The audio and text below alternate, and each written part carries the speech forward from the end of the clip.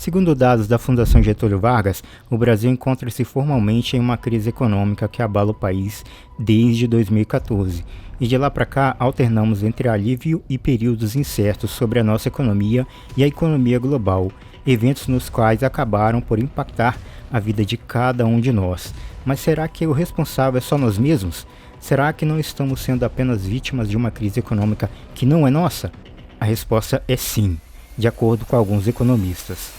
Os recentes acontecimentos na Europa e Estados Unidos têm impactado o Brasil, direto e indiretamente. Você pode até não perceber, mas você ou alguém próximo a você estão sentindo o peso desses acontecimentos, seja pelo preço alto da gasolina, aquele eletrônico que ficou mais caro da noite para o dia, ou até mesmo desemprego.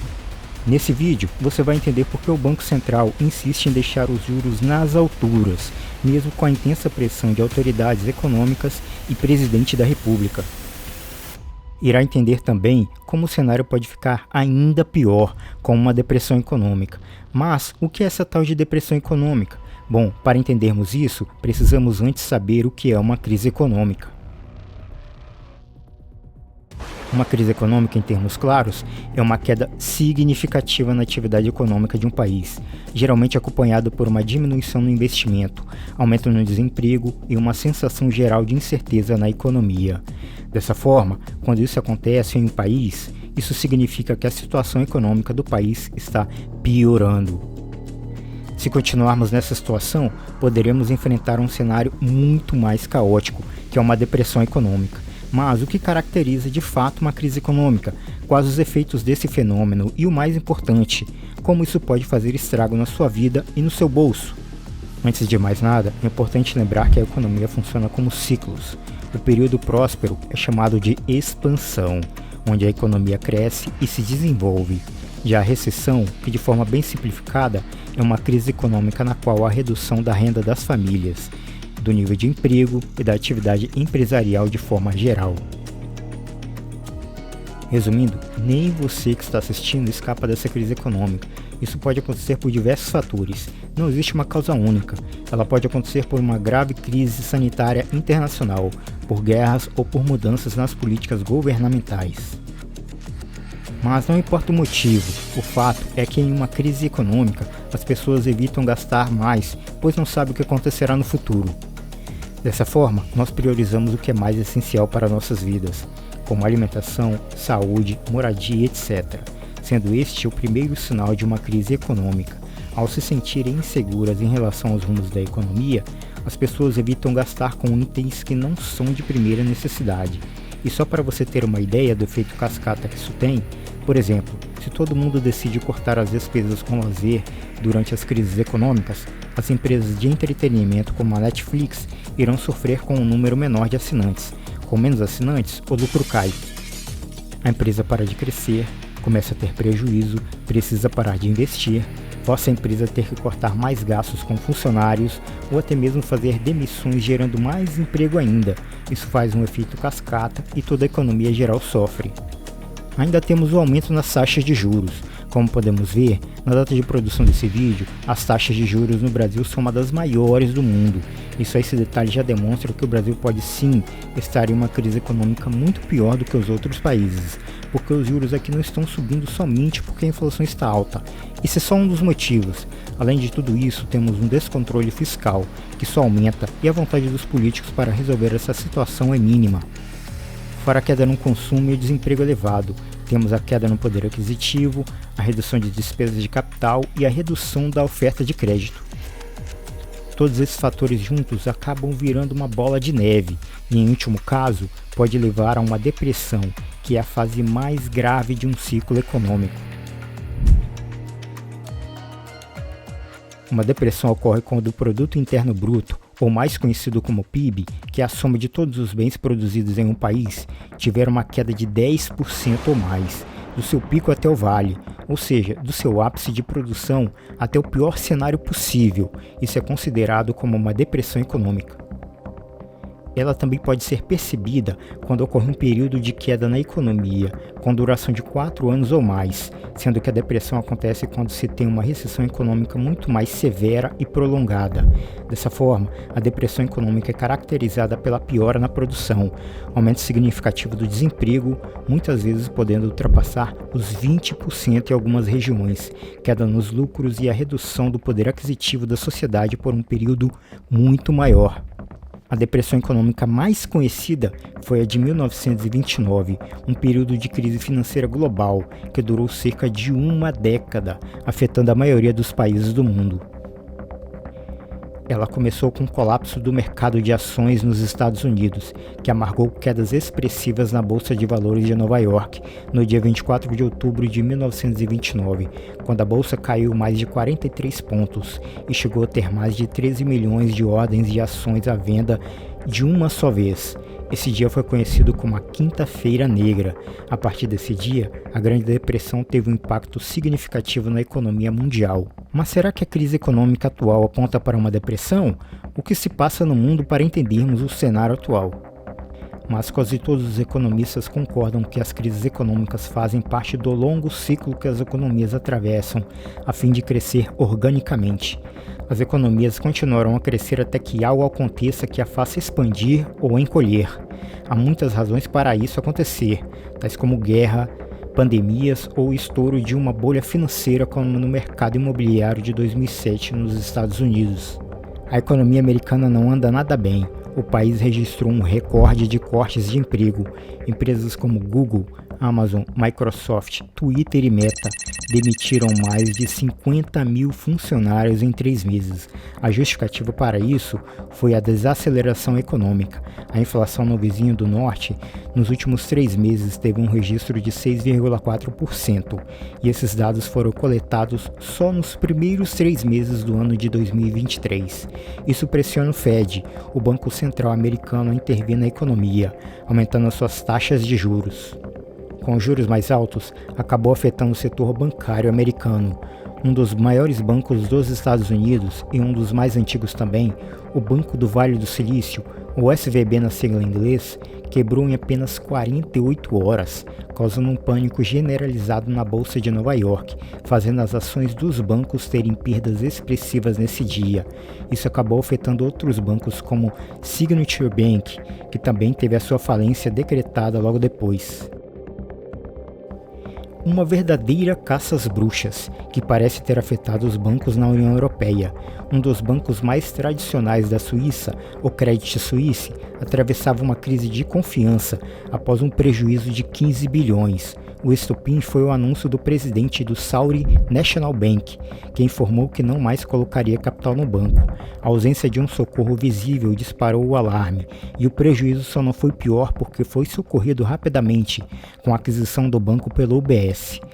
Já na Alemanha, o Deutsche Bank perdeu 1/5 do seu valor de mercado após o seu terceiro dia seguido de queda, devido à desconfiança de investidores sobre o banco por causa de uma dívida do banco com seus credores de alto risco. A perturbação no mercado global de energia, causada pela invasão da Rússia na Ucrânia, gerou tensão entre os países da União Europeia, com preços escalando níveis altíssimos. Tentando reduzir a procura, a União Europeia fez uma intervenção de emergência para fazer face aos aumentos de preços. Em fevereiro deste ano, a inflação na Europa foi de 9,9%, muito acima dos padrões normais para uma economia desenvolvida como a da Europa, tendo Luxemburgo as menores taxas do continente. Com isso, o Banco Central Europeu vem subindo gradualmente as suas taxas de juros, a fim de conter a inflação. O aumento das taxas de juros é uma boa maneira de desacelerar ou reverter a inflação. A inflação é quando os preços aumentam e o resultado é uma moeda perdendo valor, como no caso da Argentina, que no último ano teve uma inflação de 100% e foi considerada a mais alta desde 1991. Isso faz com que o poder de compra da população caia e precise gastar mais para se comprar a mesma coisa. Mas uma coisa que jamais se deve fazer para conter uma inflação é tentar conter os preços à base da força da caneta. O ministro da Economia dos Hermanos, de forma amadora, determinou o congelamento de mais de 2.000 produtos. Certamente essa história nós já vimos aqui no Brasil, em um passado não tão distante. É como jogar gasolina no fogo, pois isso provoca desabastecimento e torna o cenário ainda mais pior do que parece.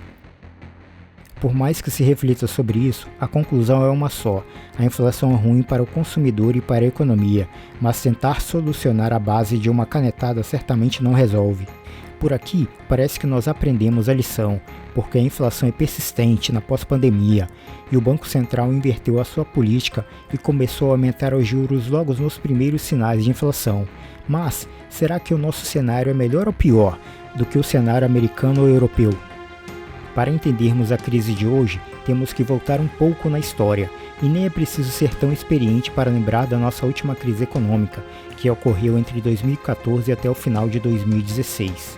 Esse período foi marcado por um ambiente político bastante conturbado, como a Operação Lava Jato, que expôs um grande esquema de corrupção envolvendo a maior empresa brasileira, a Petrobras.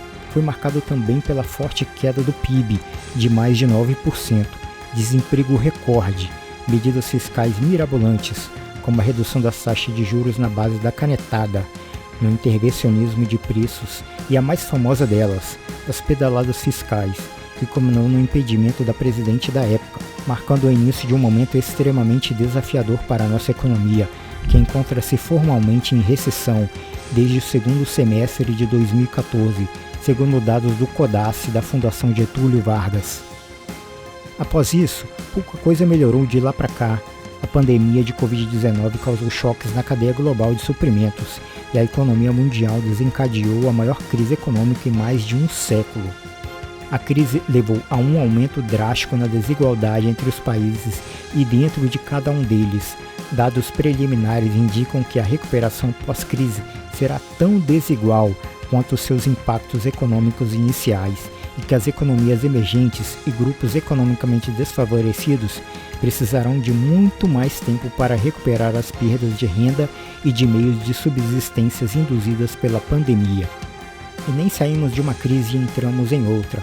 Em 24 de fevereiro de 2022, após uma escalada de tensões que haviam tido poucos meses antes, a Rússia invadiu a Ucrânia, sob a justificativa do país ter o desejo de entrar para a União Europeia, com o intuito de aderir à OTAN, a Organização do Tratado do Atlântico Norte, do qual é adversário da Rússia, e possui um dispositivo em um de seus artigos, onde a agressão de um é a agressão de todos, e isso protegeria a Ucrânia da Rússia. Após mais de um ano de invasão, nada mudou, e isso causou efeitos devastadores na Europa, que afetam a gente aqui. O Brasil se mantém neutro nesse assunto, o que não deve gerar um problema diplomático com a Rússia, mas consequências do conflito ainda podem impactar acordos comerciais futuros ou investimentos estrangeiros, dependendo do desfecho. O exemplo é o acordo comercial entre a União Europeia e o Mercosul. Se o Brasil realmente optar por permanecer no papel de país neutro, a posição pode se transformar em um argumento na hora dos europeus rejeitarem os tratados com o nosso país, prejudicando até mesmo as relações comerciais com os Estados Unidos.